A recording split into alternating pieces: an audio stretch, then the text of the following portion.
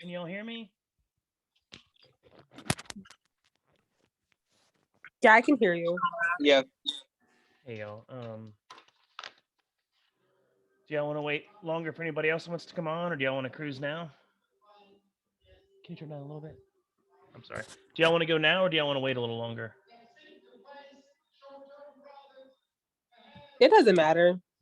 I don't know if it's 8 o'clock. Yeah. I mean, I'm cool with going right now. It's whatever. Okay. I'm All right. I haven't answered everything in its fullest extent, but for me, it's just kind of seeing we're going on the right spot. If I'm going on the right steps, like I've got 1 and 2, I think I have the concept down, and then 3, I imagine, just open all of our own interpretation because it's just the result of a video, and then 4, I think I understand. If y'all want for number 1, I felt like number 1, was pretty straightforward. I mimicked the actual protein. Can y'all see my screen or no? No. Okay. I don't know how to do that. I basically mimicked what he had said to write down from chapter 9 slide. 9. Yeah, Mhm. on slide 13. I basically matched mine up with his to include C1, the 16O, which was palmitic acid. I started that C1, basically counting the 1 at that first, at the carboxyl group. That's where I counted the 16 going down. And of course, that was a straight chain, so I had no double bonds in there. For C2, I had that being the arachidonic acid. Again, I started that at the same carboxyl group, and I had C1 and C2 right beside each other. Like I mirrored the build out as it is on that slide with, the polar versus non-polar. And then go ahead. I'm sorry. Was somebody saying something? And then for C3, somebody else is out there. For C3, I ended up, how's it going? We were just talking about number 1. Sweet, perfect. For number 1, I just mirrored what was on slide 13. Like the first one I thought was palmitic acid, and then C2 was arachidonic acid. Yep. And I just started like the counting off the 1 for each carbon on both carboxylic acids or both carboxylic groups with a double O and O bonded to the C. And then for the serine, I just matched it up looking again just like the same functionality as slide 13. But I did draw out the whole entire amino acid. And for the amino acid there, I included the that had its own H group, the NH3 with the positive because it was a positive nitrogen when you include all 3 hydrogens. And then I drew out the COO, which was, the C double bonded to an oxygen and then a negative oxygen. Yeah. Did anybody do anything different for the molecule drawing at all? I got same thing. I don't know if you can see this or not, but that's kind of how I did my head group. That's just the head group, though. Not that's the what whole I did thing. too. Yeah. Same difference. Okay, cool. That's what I did. Yeah, and then I drew out the rest. It's a lot to try to show on that video, but okay, that makes sense. That's what I did too. Yeah. For anybody got any questions on that one? Then I guess before we cruise. No. Eicosanoids, the class. Yes. I did. Now this was from the actual slide. Like I copied down like 90% of his notes word for word. And from slide, because I think this is gonna come up on the test at some point. And slide 22, he talked about it, saying that so the enzyme that was liberated, I thought was the arachidonic acid, and then I thought that the general signal class was the cosanoids. Anybody think different? I got same thing. Okay. Yeah, no, that's exactly what I got. What number was that, you guys? That was 2A. No, ma'am, that was One. still number 1. Oh, That was I'm sorry, like the one. number 1. Now, Yeah. on that note too, I thought I read somebody's comment earlier, and I thought they were saying they thought we were supposed to like cleave a molecule and create a different molecule. I didn't get that. I'm just bringing it up just to bring it up, but I thought that question was all pretty straightforward. I don't know if somebody else thought it differently for interpretation. I mean, I thought it will cleave it and produce two molecules like the arachidonic acid separate from the other molecule. I mean, I copied the same slide. Okay. Mm-hmm. So did anybody else put anything down, I guess, for an answer besides the molecule you drew and arachidonic acid on the icosanoid? Anybody else put anything different or additional? Not really. Not for 2 or 1. Sorry. That's what got me like on the previous homework, is I did all the right stuff, if you will, but like I didn't interpret his question right, which killed me. I think this one was a little more straightforward than I think last so, one. too. Last one I was agree. probably the hardest homework we've had Yeah. so far, in my opinion, and it's There was a definitely the one I did the lot worst on. So of just a interpretation. question. Did you Yeah. guys show the carbons, or did you guys just draw like the lines, like the carbon? I drew the whole thing out. Like I like drew it out. like including the carbon C. I'm trying to see. Like I drew like each single carbon molecule. The only thing I didn't write on was I didn't actually write down C or like the H's, but I actually drew like the bond that was cutting back and forth. And yeah, I drew like the zigzag, like the. Yes, ma'am. Yeah. Okay, I got you. That's what I did. I'm not saying that's the right answer, but that's what I did. No, yeah. I think as long as it's like correctly done, it's the right number and charges and all of that, both are correct. So for mine, like my head group is pretty much serine. Then I got phosphoryl group. Then I got palmitic acid and arachidonic acid, pretty much at the end. That's what I had. And none of y'all did any of y'all write I started to write the name down for it, and then I realized I'd read the question wrong. We didn't have to write the name down for the thing, did we? No, but nobody else. Okay, cool. Oh wait, yeah, that's what I meant. Did you guys show where it was bent, or?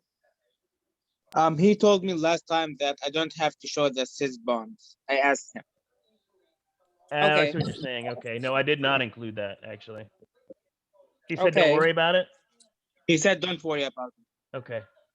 Okay. Cool. I think the being bent is only relevant for if you were going to draw like an anatomical model, like a space filling model, to recognize that it does bend at the double bond, but that for this type of layout, it's not necessary. Yeah. To draw that makes sense. So don't draw the double bond. Don't draw it out. You can draw the double bond, just you don't have to show it physically bent in your drawing at that point. Oh, got you. Okay. I think you have to draw the double bond because that dictates what specific fatty acid it is. It does. Okay. Yeah. That does. Okay. Anything else or anybody else? You guys cool if we move on to 2? Yep. Okay. I thought 2A was pretty straightforward.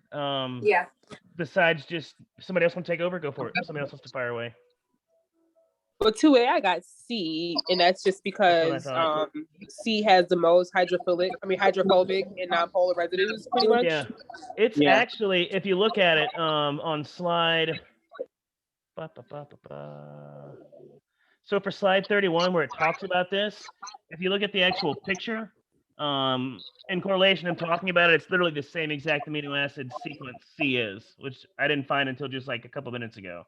But it's the same exact sequence within the integral portion of the membrane. So it's the same exact sequence. As C, yeah. Even more, I think, pointing towards C is the correct answer. And then, as you said, talk about the hydrophobic aspect. Wait, you said slide 35? Slide 31, excuse me, I'm sorry. Chapter 931. The one that says integral membrane protein /4 A, and it's got like a lipid bilayer, and then it's got the C-terminus, N-terminus joint. All those amino acids in the middle of it is the exact same sequence as C. Yeah, that's what I based the answer off of too. Yeah. The amino acids, right? Yes, Yeah. ma'am. Yeah. I stumbled on. I Okay. didn't even notice that until a few minutes ago.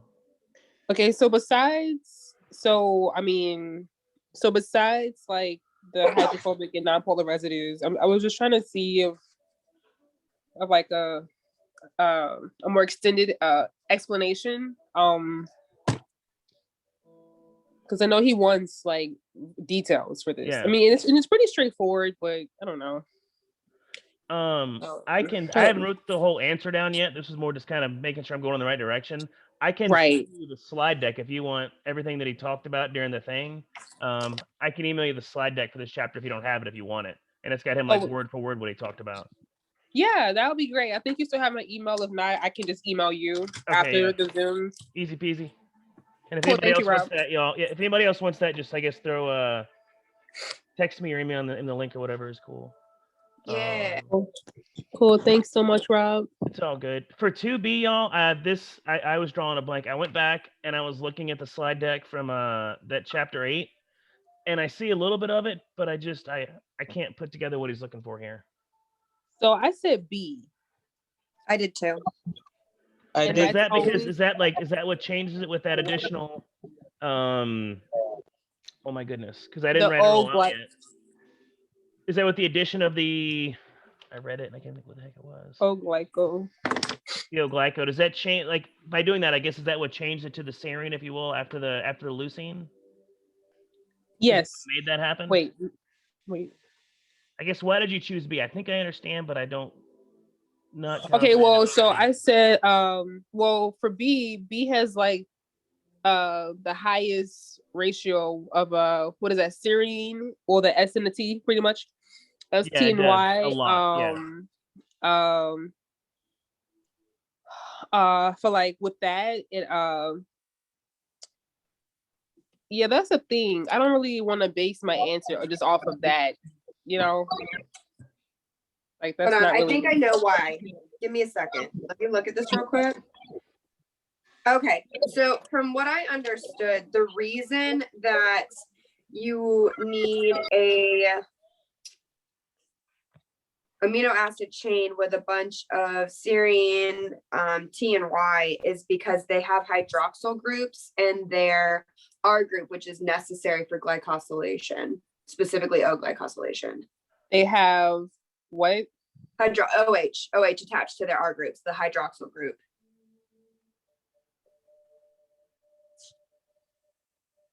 Does that make sense? Yeah. It does make sense. Like that really makes sense. Which and that causes, you said, or that So my understanding of glycosylation is not incredibly strong, but from what I can understand, you would need a hydroxyl group in order for this to occur, and those are the 3 amino acids that have hydroxyl groups on their side chains. Does that make sense? Yeah, it's like one begets the other. Okay. Yeah. 2C, I'm not sure how to answer because I don't know enough about O-glycosylation, but I do know that the reason those are the amino acid residues that you need to have more of for glycosylation, O-glycosylation, is because of that hydroxyl group attached to their R groups, or the OH attached to their R groups. Okay. I mean, it makes sense. It's definitely the only option too that I feel like stands out, having repetitive amino acids like that, which is, you're saying that would make sense for how they create it. Yeah, no, the problem is I don't know enough about O-glycosylation to answer 2C very well. Yeah, but I think it gives us all a good starting point then. Yeah, definitely, it turned me for, I was going the wrong way with this answer, and it makes more sense when you say that now. Yeah, I'm definitely going to need to go back to chapter 8 to review. I know he talks about, so like in the PowerPoints I see from slide 27 on is where glycosylation is talked about. I mean, it starts with N-linked, but my plan is to go back, pull that lecture up and that part and read and listen through that so that I can have like an educated answer on how to answer 2C. Where did you get that, the OH part you were talking about? Was that in that slide area?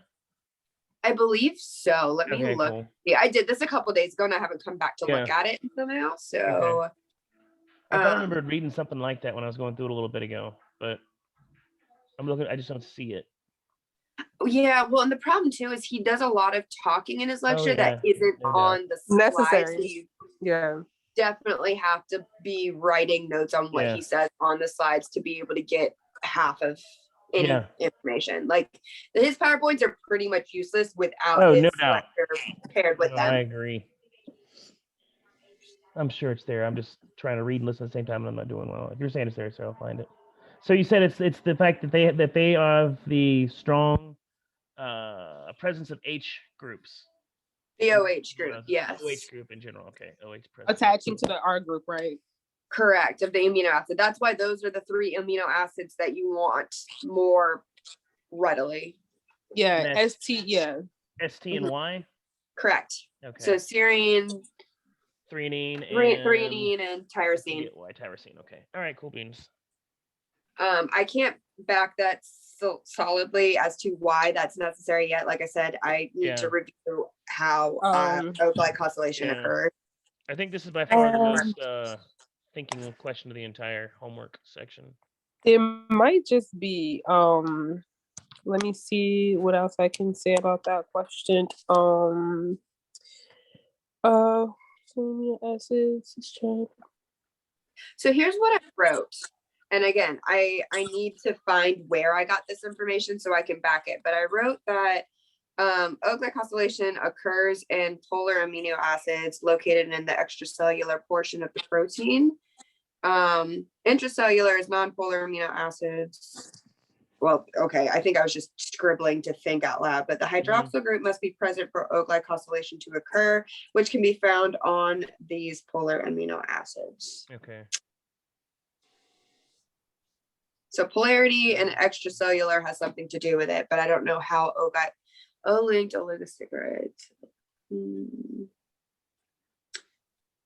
They're alpha linked to serine or threonine. Okay, so in slide 29 of chapter 8, I think if we listen to that portion of the lecture that we talked about, because it's noted in here that O-linked glycosylated proteins are alpha linked to a serine or a threonine. So it's in that slide. Yeah, it's right there. You're right. And then it says like you should recognize this as a polypeptide backbone. And here we have either serine or threonine. If the R group is CH3, there's a target modification. Enzymes will come along and bind to these residues and add a particular oligosaccharide. Okay. Co-transition length is that opposed to means the proteins are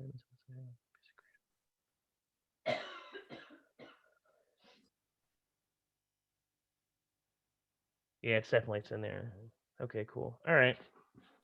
So the only thing that I'm confused about for that question, other than needing to understand how and why O-glycosylation occurs, is what does the location of that portion of the protein indicate about the process? And so I guess you have to understand why it occurs, how it occurs, and then from that infer what that means. So I know enough to know that why it occurs. It is extracellular. So you have to circle one or the other on this question, which means it's going to be polar. Now, because of that, we need to infer what is indicated about the process of it. And that I haven't quite made the connection to yet. Okay. So I believe, would it be extracellular? It is. I'm not. Yeah. Okay. Yeah. But as far as the explanation, because I mean, I had extracellular, but I just still didn't have an explanation. I feel like he really wants this to be in depth. Yeah, so. It's extracellular because you need the polar amino acids to create this process, and you can't have a polar amino acid chain intracellularly because of the hydrophobic effect, I believe.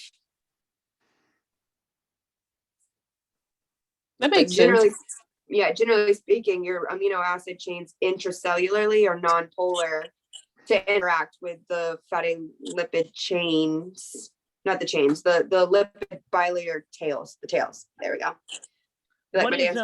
What is Y again? Y is tyrosine. Tyrosine. Okay, so, and this is just, I could be completely off because you're talking about being extracellular. I think indicating that B is definitely the answer too. So how, like, in 2A, I said that option C was identical to what was listed on the slide. If you look at 2B, the extracellular as well is not identical, but boy, it's really, really, really, really close. Unlike For the other where? options. 2B 2B, or if you C. look on slide 31, and you look at the amino acid sequence outside of the cell versus inside of the cell. So there you go, Outside of the cell, extracellular. yeah, is extracellular. So it's just breaking that down. Okay. And that was chapter 9, slide what? Slide 31. Okay. The one with the picture of the Oh no, you're right. Sorry. Yeah. Chapter the 9. one with the slide picture. What I'm talking about is chapter 9, slide 31. It's Got it. titled Integral Membrane Proteins Glycophorin A. Okay, got it. Membrane. And then the other place where we can find information specifically about the process of O glycosylation is in chapter 8 at the end of the Yeah, you're 100% right. Okay, cool. Any guesses on what this means? So what's the location of this, of the glycosylated portion of the protein? And then you've got to choose, which I chose extracellular, indicate about the process of it. Is it gonna revert around or circle around polarity at all? I mean, I I'm imagine thinking polarity. I read about like it indicates how the protein folded. It's on chapter 8, in reading section at the end of chapter 8. it said what? At the end of chapter 8 in carbohydrates, it talks about how the folded of proteins and all glycosylation, but I couldn't like rephrase the answers yet. Okay. So chapter 8 in the textbook? Yeah, at the end it talks about how the protein folded with glycosylation. Okay. Chapter 8 at end of textbook. Okay. Sorry, I talk out loud when I write sometimes, y'all. My bad. Oh, me You're too. good. Okay, I'm gonna look at that after we finish. Yeah.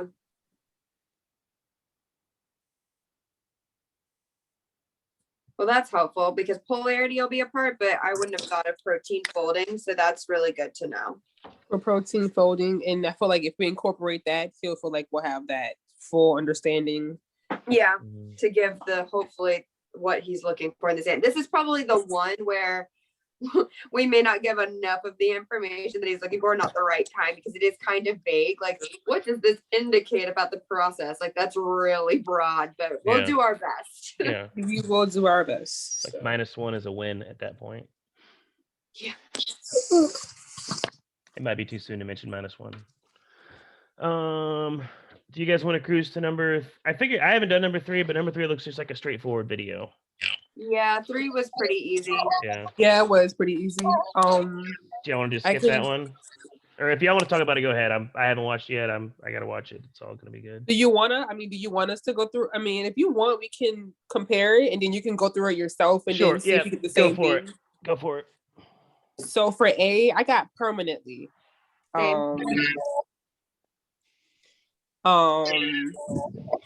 And in the video, I mean, it pretty much came from the video. For B, I got the laminin B receptor can diffuse laterally in the endoplasmic reticulum, but I'm not sure. Yeah. Yeah, I got the same thing. Okay. And then it's fixed in the nuclear influx. That so far sounds almost like what he laid down in the slide explanation, especially like 2A, the permanently, because that's how they end up testing it in the end. Oh, with the frap? Yeah. Yeah. And then they give the equation, and she talks about the definitions of each term too. So that's really straightforward. Okay. Yeah. D is the diffusion coefficient. What is that, omega? What was that? Is that omega? Yeah, it was omega, right? Omega. I believe so. I honestly was not sure. Omega squared is yeah. So it's like I say, Rob, just it's all in the video. It's not even long. Okay. Which was the radius of the bleached area.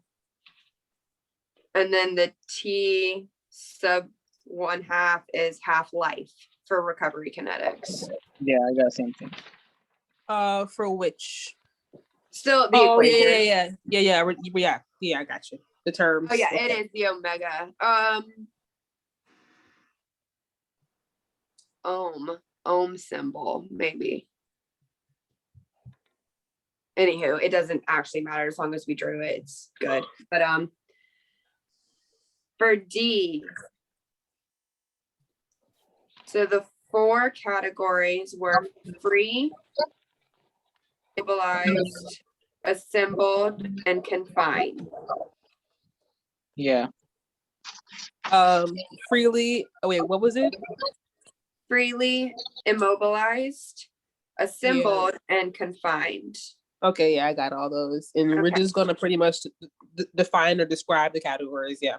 Yeah, which she also briefly described. So Right, but so my only question is that is he okay with us basically writing down what she says, not verbatim, but I feel like as long as you give the correct answer, but slightly in your own words, they're all going to look slightly similar. All 80 of us, or however many people are still in this course, had to watch the same 10-minute video and take it from her. So they're going to be similar. Right. Can Okay. I ask you a question real quick about B? Because I just joined. Yeah.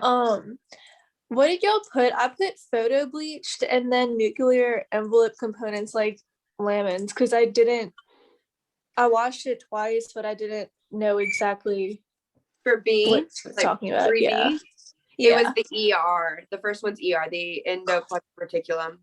Okay. Yeah. Thank you. Yeah. And the second one was nuclear envelope. Okay. Thank you.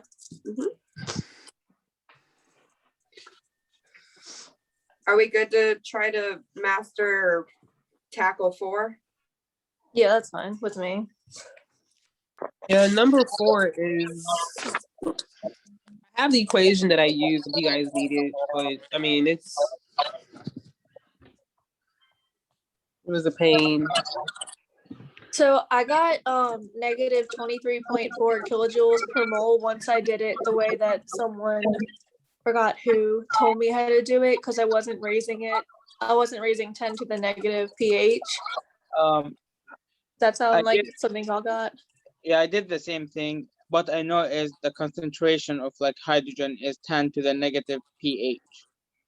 Yeah. So once I redid it, because originally I was getting like 3,000 something, but once I redid it, I got negative 23.4 kilojoules per mole. What'd y'all get? Same thing. Okay, cool. Wait, How you did- guys, so how did you I'm guys sorry. Go ahead. so you guys use the delta G sub T equals RT natural log, right?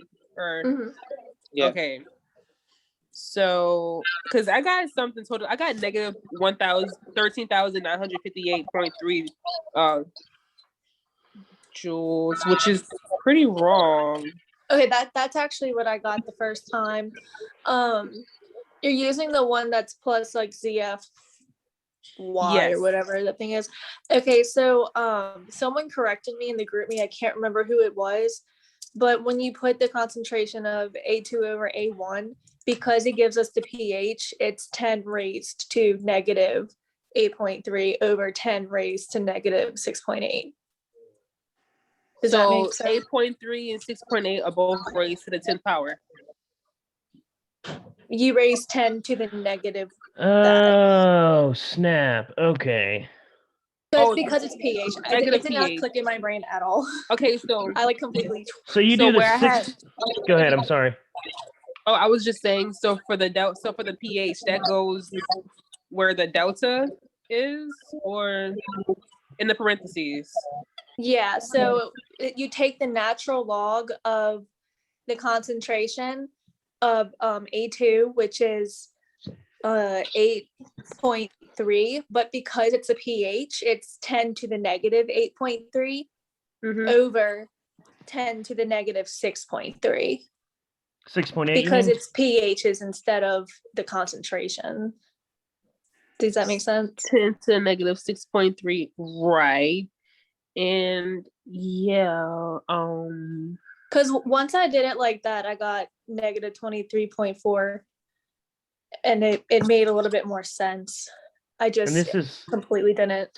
This is definitely because he likes to pull stuff from previous chapters, so it makes sense that it wouldn't be that straightforward. And there'd be Yeah, that my little dude split there. is- Okay, that makes sense. My dude keeps us on our toes. No doubt. No doubt. So wait, can someone give me that equation just to make sure I've done this correct? Like the formula.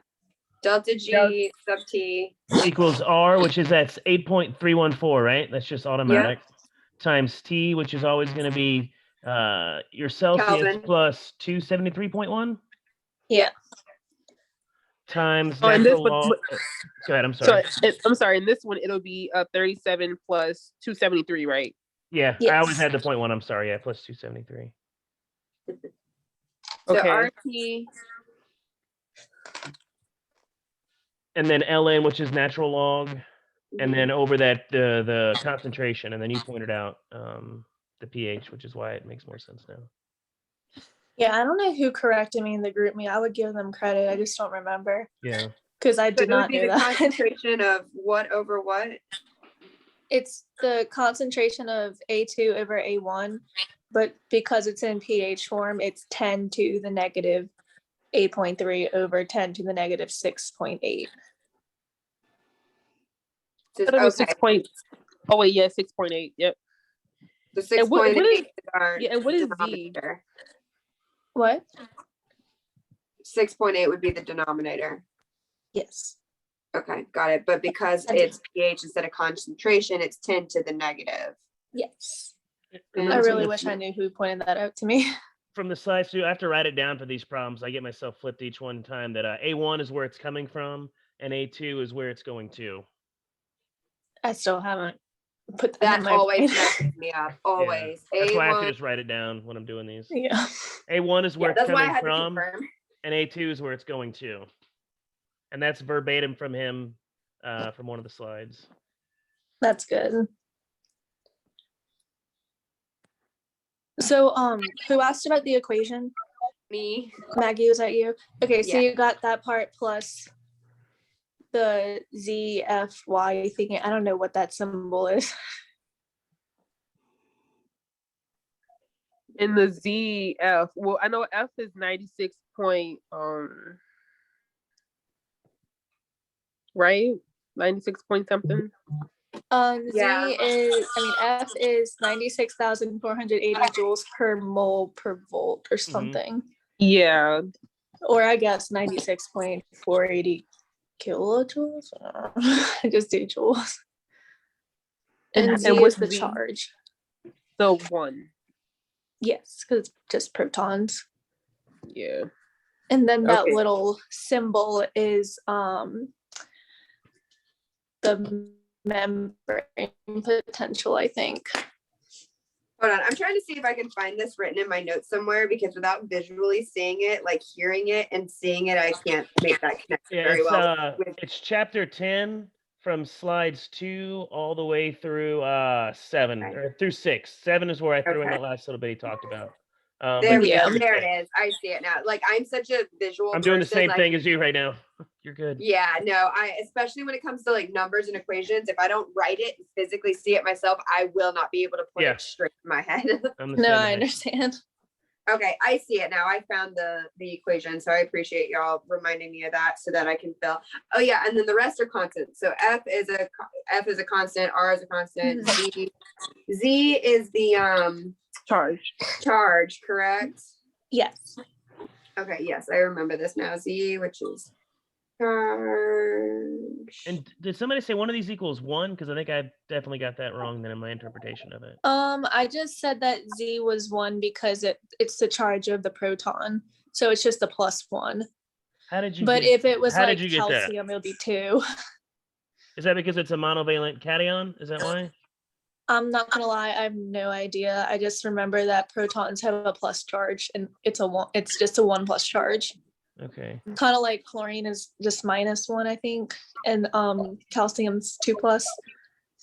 But he usually writes like that from whatever assignment we did or Yeah. the quiz. It was the charge is on the ion typically, but this one, like, I had to think about it for a second because I was just reading protons and I didn't think like of a hydrogen Oh, ion, no. you know.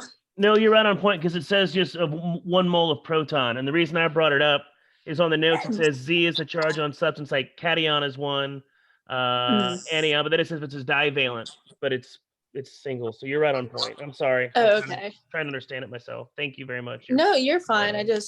I try to simplify things as much as possible. So I feel like I sound dumb when I try to explain things. Not at all. I just try to simplify it for myself because it's confusing. Oh, this is absolutely. one of them. It takes a village to get us through all this. It's fun times. No kidding. So what number did y'all end up getting? Because me and my calculator are in an abusive relationship, and I can say the same thing twice and get a different answer every time. So I need to make sure I can enter it correctly to get the right answer. I've got to work backwards. You're right. I got negative 23,373.8 joules per mole, and I just converted it to kilojoules per mole. So I got negative 23.4 kilojoules per mole for that one. Negative 23.4 and that's kilojoules or joules? It's kilojoules. But I did everything in joules first, and I just converted to kilojoules after. So I got like negative 2,300, and then I just converted. Gotcha. So what was the joules amount? Negative 2,330. 373.8. Oh, 373? Yeah, 0.8. 70? At least that's what I got. I think someone else might have got something else. And honestly, like I was looking on Chegg and it looked like everybody had a different opinion on it. So I don't like Chegg anymore. I don't either. So many wrong answers from them that I've stopped with that. Chegg is good for like who to trust. Simple classes, like biochem level. Chegg just doesn't work anymore. Like, yeah, that's how I feel. It's gotten too complicated for Chegg. It helped me for structures and organic chemistry, but that was it. Outside of structures and nomenclature, it was garbage. Yeah, it was. Okay, so this just wants us to find the delta G, correct? Yeah, they want us to find delta G, and then they ask if it's thermodynamically favorable, which I put that it is because delta G is negative. Is that right? Am I right on that? Yeah, I put same. Yes. Okay. And I put the word spontaneous. Yeah, I put spontaneous in parentheses underneath it. But I'm like scared to box things in because last time I like wrote like my thought and I put like a little squiggle around it and he was like, "Is this your answer?" And I was like, "No, I wrote it outside." Hopefully he doesn't grade this one too hard. I don't know what was like I had my whole answer like written like 4 lines under the question, and then off to the side I wrote like a little thought process and like kind of like squared it off with a squiggle line like for myself, and he was just like, "Is your answer?" No.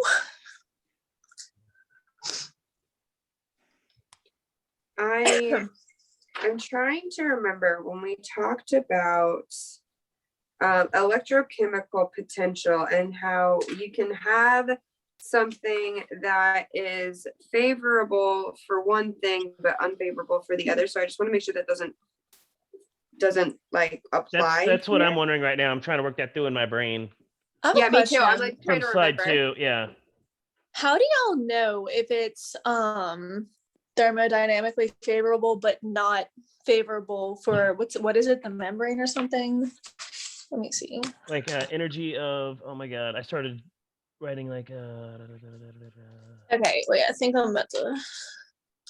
Okay, so how do you, where is it?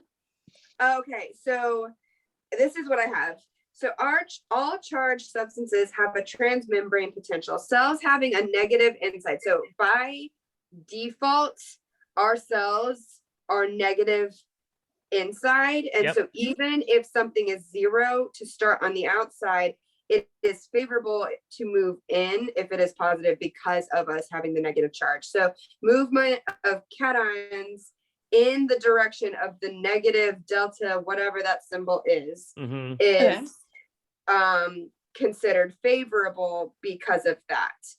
So you can have something that is energetically favorable because of your negative delta G, but then still have it be unfavorable for moving into the cell. Yes.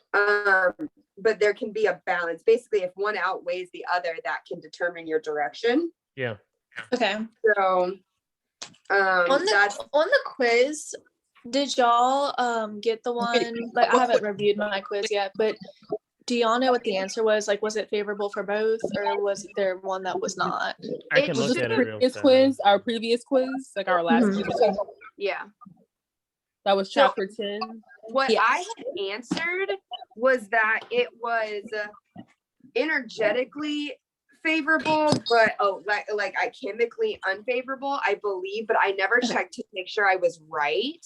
Because you can't review the quiz until after it's due, and I'm always at work by the time any of this stuff is Yeah. due. I'm bringing it up real right quick now. for you guys, just like I can It's check it coming real up. quick. Yeah, I never looked back because I didn't think the quiz was that bad, but I still got a 6 out of 10. And then I took it again and I got another 6 out of 10. I keep And I getting had, like, consistent scores the over repeat and over. question. So What? it said it was opposed by the concentration gradient, but favored by the transmembrane potential. Okay, so I was Okay. right. That's what I thought it was because of the Yeah. sign, pretty And much. then I ran out of time for the math portion, just guessed the right answer. That was nothing but Wait, Good that luck on happened to my me the part. first time. And then yeah. I took a picture of it and I did the math for the second time. Yeah. But that pisses me off that I keep getting the same shit wrong. Yeah, me too. If it makes you feel any better, I do the same thing. Literally every time I retake one of these quizzes in hopes to get higher, I get the Mhm. exact same Me score every too. I time. have never gotten a higher score the Me second either. time or a worse Me score. either.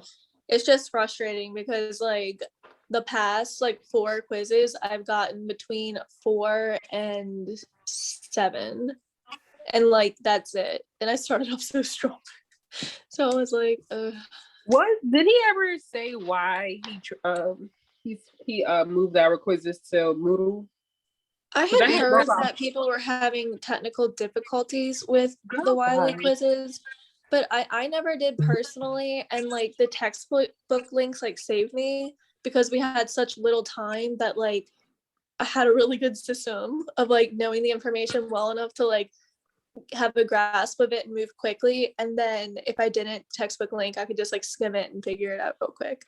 Yeah, I take part of blame for that. So like it reset my that I hadn't taken any of the quizzes like 3 times. Like each week it was crazy. My What the intention though was not to have it cleared. Yeah, I emailed him, I emailed the people. Why the people were useless, but I did not think it would turn They into are.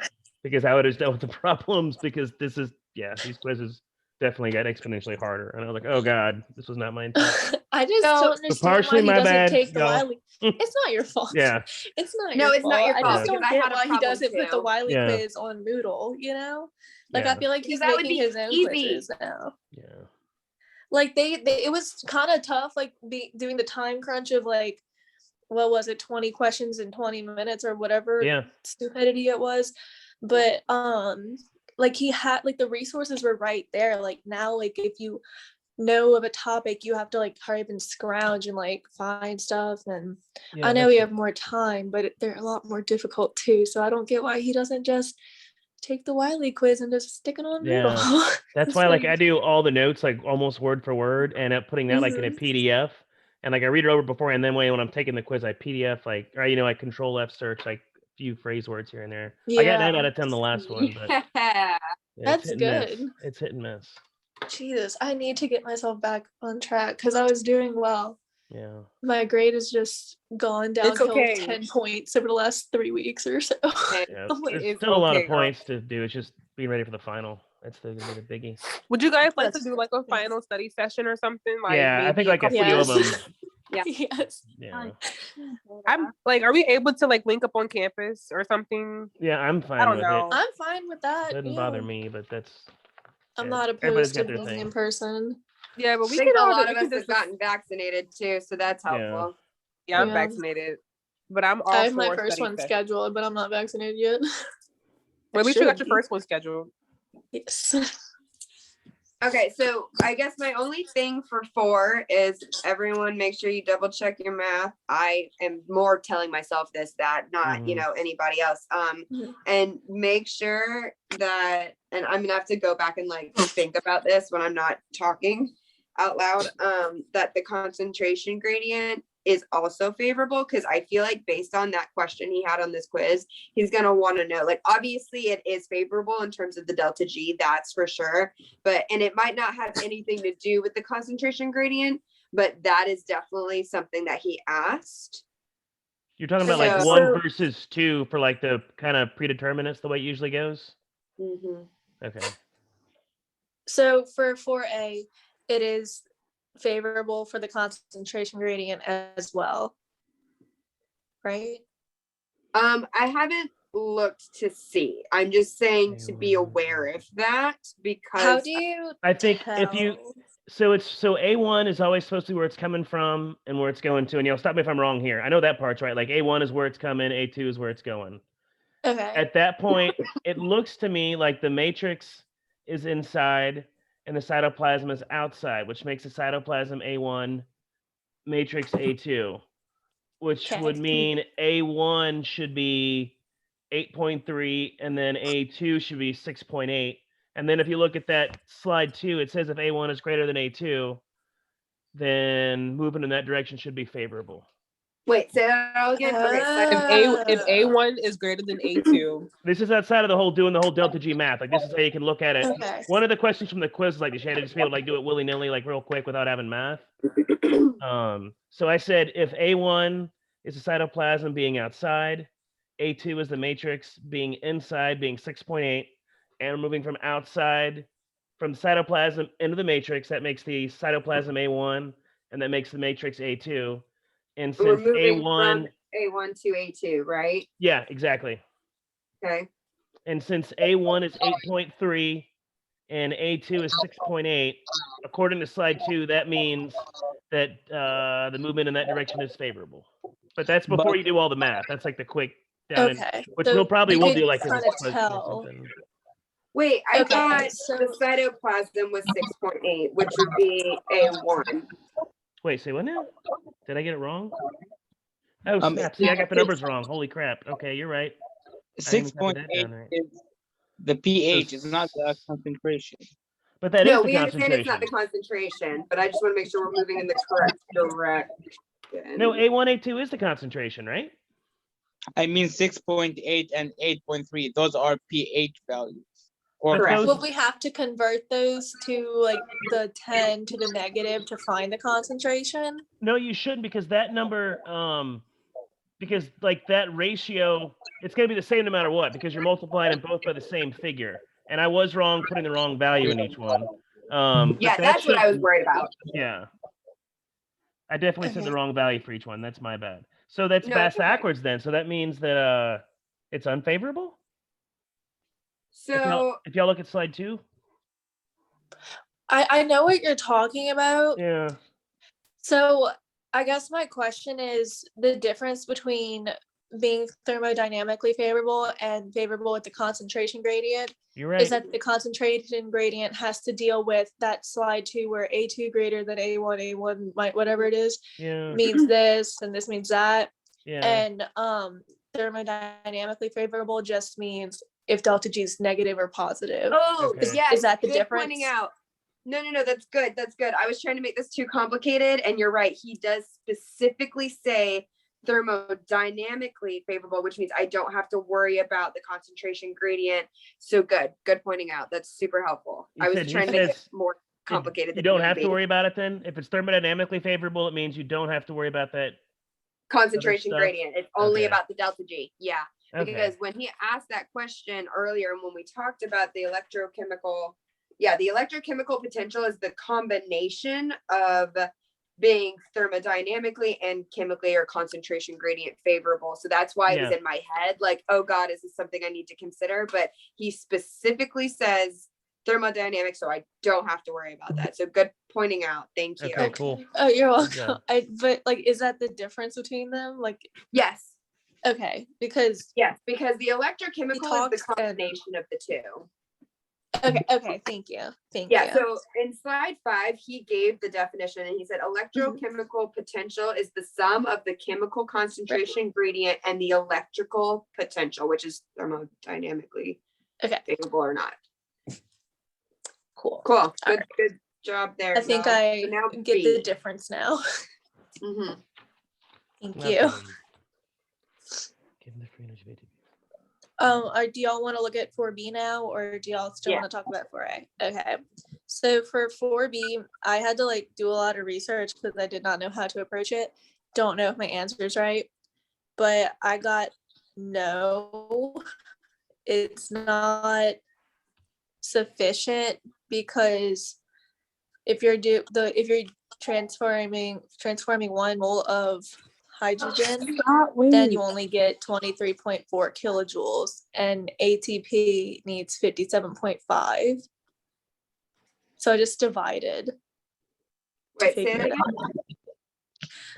I put no because transporting 1 mole of hydrogen is not sufficient to drive the synthesis of 1 mole of ATP because the delta GT of ATP requires 57.5 kilojoules per mole of energy, and only 23.4 kilojoules per mole of energy is released by translocating 1 mole of hydrogen. So then I put, to find the minimum amount of moles, it would just be delta G of 1 mole of ATP over delta G of 1 mole of the proton. And that gave me 2.5 moles, but he wanted a whole number because you would need to round up to get 1 mole, so it's 3 moles of hydrogen would generate 1 mole of ATP. Yeah, I did the same thing. I put at least 3 moles. So you got 3? Yeah. Okay. Makes me feel better. Yeah, okay. So not sufficient, with 1 mole of hydrogen. Okay, it doesn't produce enough energy, basically. Yeah, because transporting 1 mole of the proton is only 23.4 kilojoules. And it says in the question that you need 57.5 kilojoules to Got it. synthesize ATP. So if you divide, you get 2.5, but you wanted a whole number, so you would need at least 3 moles. That makes sense? Okay. Yeah, no, that makes perfect sense. I just hadn't gotten to look at that question in depth, and my brain was fried at that point. But no, that makes a lot. No, I get it. It's tough. These homeworks are very dense. Well, and then on top of it, he's always putting them out at times where I don't have a lot of time to just like sit and do it. And then they're due when I have to turn them in way before then. So like every time he has a quiz or like a homework due at 4:30 on a Monday, I'm like, sweet, I'll be at work all day. So I have to have it done by tonight. Tonight is my deadline, not tomorrow. I lose a whole day to be able to get stuff done all the time for all of his assignments because I work full time. Yeah, it's hard. It's very frustrating. And it's like you get like 2 days notice, and like even though it's coming, he doesn't post it. So it's like you can't do much about it. No, because the stuff is so scattered. You can't really plan ahead. Nope. Exactly. We're almost there, y'all. We've got like what, 3 more weeks now? That's it. Yeah, it's great, but it's also scary considering like how bad my grades dropped in 3 weeks. 14th. There's still lots of time to get. Yeah. Wait, so the last day of classes are like what, May? I thought 14th was our final. I think it's the first week of May is the last. Do we get a dead week? Does UNO do that? Yeah, no, not a dead week. Like maybe like I think it's like 2 days or something, like reading days or something. I don't know. I'm not. So we read the whole textbook in 2 days. No, so like I've started I barely read a chapter in 2 days. Yeah. Did y'all go over the rest of the homework already? Yeah, I've got it recorded. I'm gonna post it. Okay, thank you. Give me a few minutes on that. I've never done that it. before, and it's That's super totally easy. fine. Yeah, because I just know my number 1 was like literally all over the place, and I have no idea. Like I did my best, but yeah, the finals on the 14th of May. Yes. So do we? And then if you're inorganic, that's the day before. So real quick, and I think I know the answer to this already, but do we have any indication how this final is going to be run? All the bad parts of the Bible. That's what I'm counting on, basically. Just fear. I have no clue. I don't know. I honestly dry joke, but I'm so terrified of stressed it. out about it. Oh, I am too. I'm shitting my pants. I'm not even lying. Like it's so. Okay. Like, Yeah. and what stresses me is that we don't even know if it's proctored or not. Like, just knowing that would make it so much easier, because I get stressed out when people stare at me when I take tests. So too. I have to mentally prepare if I'm gonna have someone staring But at me. seriously, You know? how can he proctor 80 plus students? You know? He can't. You pay a program to do it third party. Oh. Yeah, you can either do proctor laggy if your head moves out the screen, I but hate you could do responders. looking down and it'll be like, where are you? And it's like, right here. Yeah. I don't like So, responders. I don't either. But I feel like if he was to do a proctor, he probably should give us a notice if we have to pay anything additional. He should give us a notice. Yeah, definitely. So I've done like a pretty.